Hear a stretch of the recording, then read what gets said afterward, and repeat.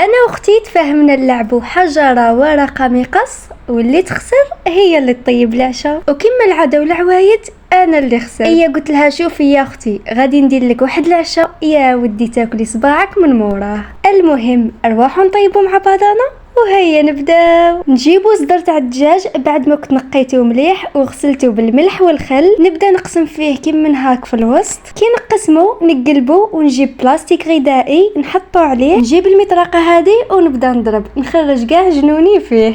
ودركا كي نكمل نحطو على جنب ونمشيو نحضروا الخلطه تاعنا، واللي نحتاجو فيها 2 حبات بيض، رشات من الفلفل الاسود، ملح حسب الذوق، فلفل احمر، توم بودرة، نزيدو تاني جبن مبشور، شويه قزبر ونخلطو كلش. نجيب كميه من الفرينه ونبدا نرمض فيها غايه هذاك الصدر. من بعد نعاود نحطو في الخلطه هذيك اللي خدمناها قبيل. ومن جهه اخرى نجيب مقله نحط فيها شويه زيت، ملعقه كبيره تاع زبده ونخلوهم يذوبوا غايه. من بعد نحطو فيه صدر تاع الدجاج ونخلوه يتقلى. نخلوه على الجهه الاولى 10 دقائق، من بعد نعاود نقلبوه على الجهه الثانيه ونخلوه 10 دقائق. في نفس المقله نعاود نحط شويه زبده نخليها تذوب ونزيد عليها توم مبشور نخلوه يتقلى غايه. من بعد نزيد عليه شويه تاع قزبر اللي يكون مقطع، نخلطوهم ونخلوهم شويه هاد. من بعد في كسرونه كنت حطيت 2 كيسان تاع ماء، زدت لهم مرق دجاج